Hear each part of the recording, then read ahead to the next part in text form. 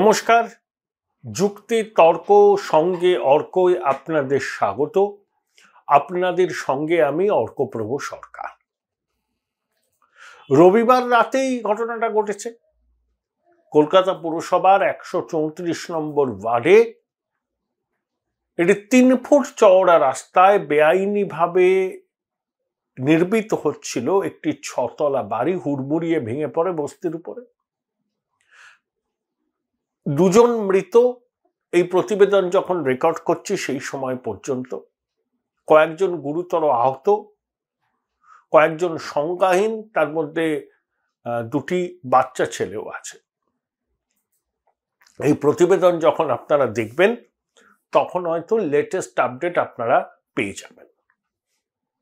এখন প্রশ্ন হলো, এই 134 নম্বর ওয়ার্ড কলকাতা পুরসভার তার কাউন্সিলর দায় এড়াতে পারেন? এলাকাটা পুরমন্ত্রী ফিরহাদ হাকিমের বিধানসভা কেন্দ্রের মধ্যে। আমি অবাক হয়ে দেখলাম ববি হাকিম মেনে নিয়েছেন বেআইনি নির্মাণ আর দোষ চাপাচ্ছেন বাম জমানার ঘাড়ে। আরে এটা বামফ্রন্ট আমল থেকে, এখন খুব একটা হয় না, কিন্তু বামফ্রন্ট আমল থেকে এটা এখানকার বা আরো কিছু অঞ্চল আছে যেখানে এটা একটা রীতি হয়ে দাঁড়িয়েছে। এখন আমরা ঠিকা টেনেন্সিকে অনেকটা হালকা করেছি। বিএলআরওতে আগে যেতে যেতে পায়ের চটি ক্ষয়ে যেত, তারা পারমিশন পেত না, সেই জন্য ইলিগাল করতো, আমি শুনেছি এসে। সেই জন্য বিএলআরও অফিসটাকেও নিয়ে গেছি কর্পোরেশনে, মানে অ্যাডেড এরিয়ার বিএলআর অফিসটাকে। ঠিকা টেনেন্সিটাকে একেবারে ইজি করে দিয়েছি। যাদের টাকা নেই তাদের মুখ্যমন্ত্রী ঘোষণা করেছেন বাংলার বাড়ি, সেটাও করছি। যেরকম চেতলায় টেতলায় সব G+3 গরিব মানুষের জন্য বাড়ি হচ্ছে, যেটা বাংলার বাড়ি বলছি। আমরা সব রকম চেষ্টা করি। তারপরে যদি কোন গলিতে কে ইলিগাল করছে এটা আমাদের পক্ষে জানাটা খুব মুশকিল। 2010 সালে ফেব্রুয়ারি মাসে কলকাতা পুরসভার নির্বাচনে তৃণমূল ক্ষমতায় আসে। তারপর থেকে টানা কলকাতা পুরসভার কর্তৃত্ব, শাসনভার তৃণমূলের হাতে। তাহলে কোন আক্কেলে ফিরহাদ হাকিম এই বেআইনি নির্মাণ হওয়ার দায় বামেদের ঘাড়ে চাপান? ওনার তো আত্মসমালোচনা করা আশু জরুরি এবং বলা উচিত যে ওই কাউন্সিলরকে গ্রেপ্তার করা উচিত। ওনার দলের কাউন্সিলর, ওনার নিশ্চয়ই ঘনিষ্ঠ, তাকে তিনি কেন রক্ষা কবচ হয়ে দাঁড়াচ্ছেন, ঢাল হয়ে দাঁড়াচ্ছেন? কাউন্সিলর জানতো না এটা সম্ভব? কাউন্সিলরের অনুমতি ব্যতি রেখে কলকাতা পুরসভার কোনো ওয়ার্ডে একটা ইট পর্যন্ত মানুষ গাঁথতে পারে না। এমনকি পৈতৃক বাড়ি সংস্কার করার উদ্যোগ নিলেও গৃহস্বামীর কাছে পুরপিতার দূত চলে আসে তোলা চাইতে। এরকম ভুরি ভুরি অভিযোগ আমরা পাই। আর কাউন্সিলর জানতো না বেআইনি নির্মাণ হচ্ছে 6 তলা জুড়ে 3 ফুট চওড়া রাস্তা। স্থানীয়রা অভিযোগ করছেন যে পুকুর বুঝিয়ে হচ্ছে, প্রশাসনকে জানিয়ে কোনো সুরাহা হয়নি। আর ফিরহাদ হাকিম স্থানীয় কাউন্সিলরকে ঘাট করতে চাইছেন। কলকাতা পুরসভার অনেক কাউন্সিলর আছে জানেন তো, কেউ কেউ নাকি স্কোয়ার ফিট থেকে পয়সা নেয়। একজনের নামই তো হয়ে গেছে স্কোয়ার ফিট সেন। অধুনা তার নাম পরিবর্তন হয়েছে, গ্যারেজ সেন হয়েছে। এখন গ্যারেজ থেকে তিনি নাকি তার প্রাপ্য বুঝে নেন। তাই এইসব রত্ন আলো করে আছে কলকাতা পুরসভার বিভিন্ন ওয়ার্ডে। এদের মধ্যে 2-3 জন যে ভালো নেই তা আমি বলছি না, কিন্তু তারা এফিউ টু ফিউ।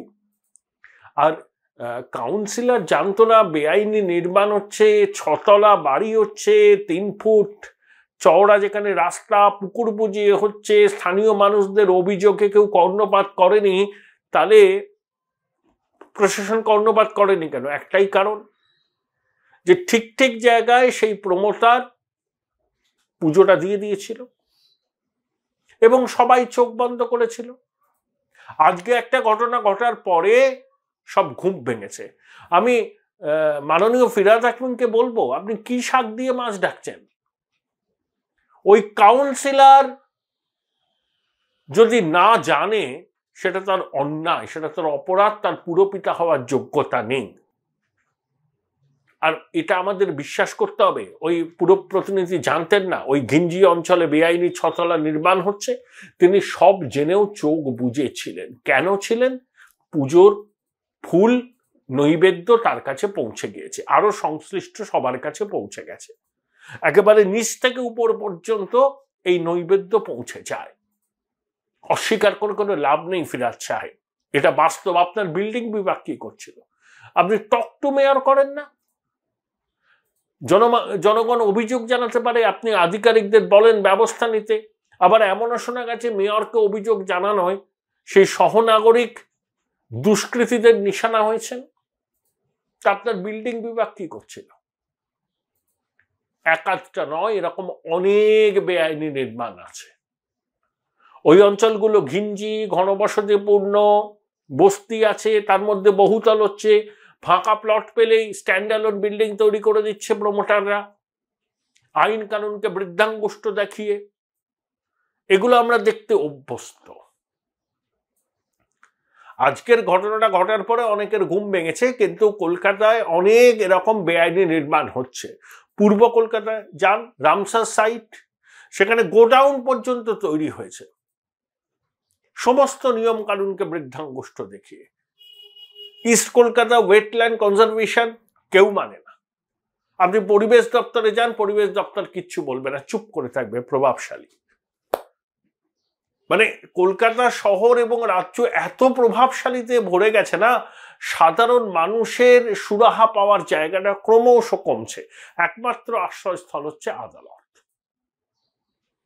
এখন ফিরাজ হাকিম কোন অক্কেলে তার সহকর্মীকে গার্ড করছেন? আপনার বাধ্যবাধকতা আমি বুঝি, ওই সহকর্মীরাই আপনাকে নির্বাচনী বৈতরণী পার করে, তাই সহকর্মীদের পাশে দাঁড়ানোর বাধ্যবাধকতা আছে।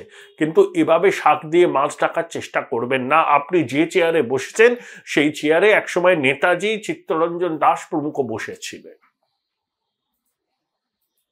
তাই সামান্য চক্ষু লজ্জাটুকু যদি অবশিষ্ট থাকে, তাহলে ওই 134 নম্বর ওয়ার্ডের কাউন্সিলরের বিরুদ্ধে ব্যবস্থা নিতে প্রশাসনকে বলুন, কারণ তার সম্মতি ছাড়া এভাবে বেআইনি নির্মাণ হয় না।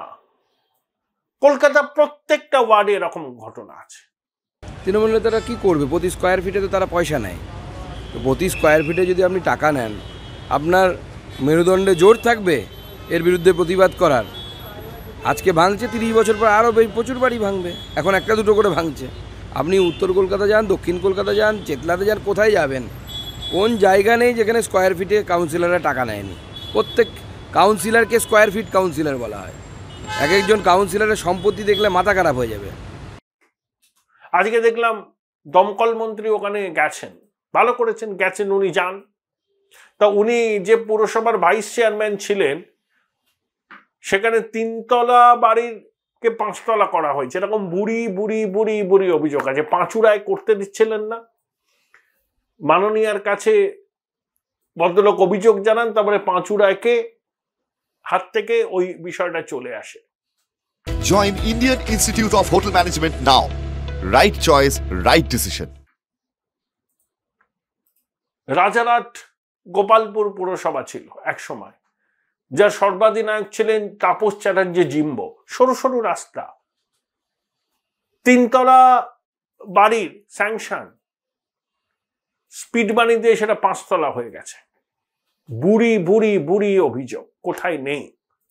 যখন একটা ঘটনা ঘটে তখন ঘুম ভাঙে, কিছুদিন মিডিয়ায় চর্চা হয়, বলা হয় আইনের পথে চলবে, তারপরে আবার সবকিছু থেমে যায়।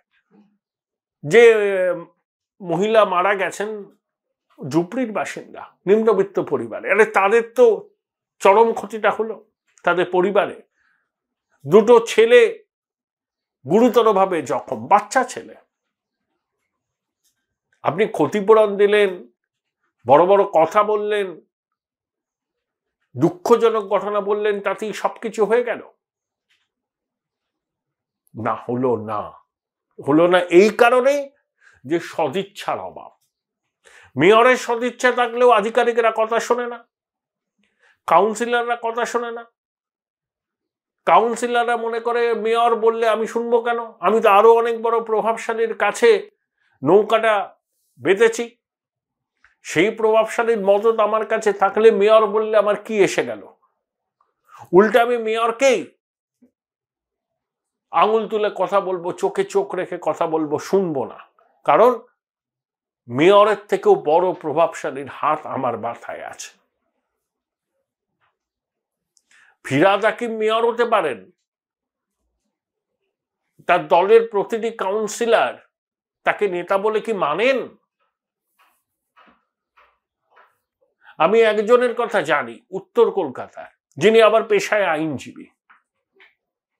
তিনি পার্থ চট্টোপাধ্যায় যেদিনকে ইডি তার বাড়িতে গেল, তাকে গ্রেপ্তার করলো, সেদিনকে সেই আইনজীবী ছিলেন। তারপরে সেই আইনজীবী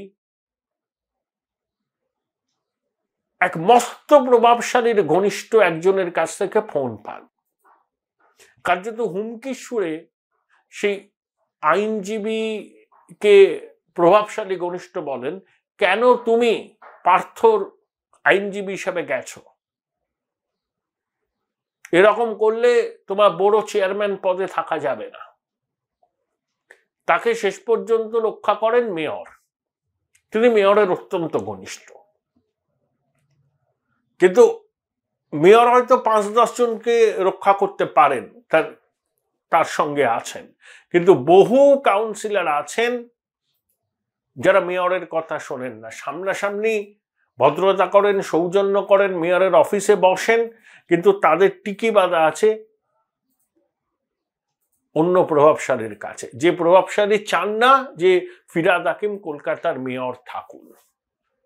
তবে এটা যেহেতু ফিরহাদ হাকিমের নিজের বিধানসভা কেন্দ্র, তাই বিধানসভা কেন্দ্রের 7টা ওয়ার্ডের কাউন্সিলর ফিরহাদ সাহেবের অনুগত হবেন, এটা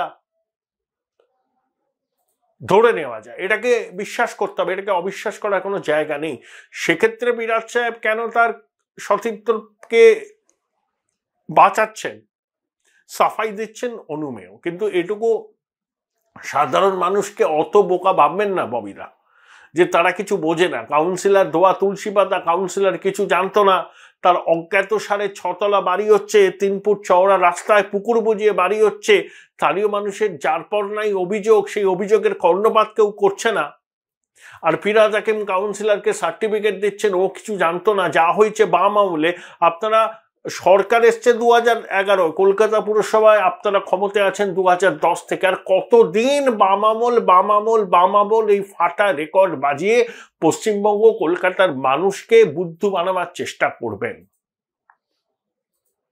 মানুষ ধৈর্য আছে, কলকাতার মানুষের, রাজ্যের মানুষের, তারা এইসব দেখছে, চাপানুতর দেখছে, বেআইনি নির্মাণ দেখছে, পুকুর বুঝিয়ে বাড়ি তৈরি দেখছে, প্রশাসনের কর্তাদের ঘুম ভাঙে না কিছুতে, সেটাও দেখছে। কিছু হয়ে গেলে ক্ষতিপূরণ দেওয়ার একটা প্রবণতা এই সরকার তৈরি করেছে। ক্ষতিপূরণ দেওয়া ভালো, কিন্তু মূল কালপিটকে খুঁজে বের করে আইনের যা আওতায় শাস্তি বিধান করার উদ্যোগ তাদের দেখা যায় না, দুর্ভাগ্য।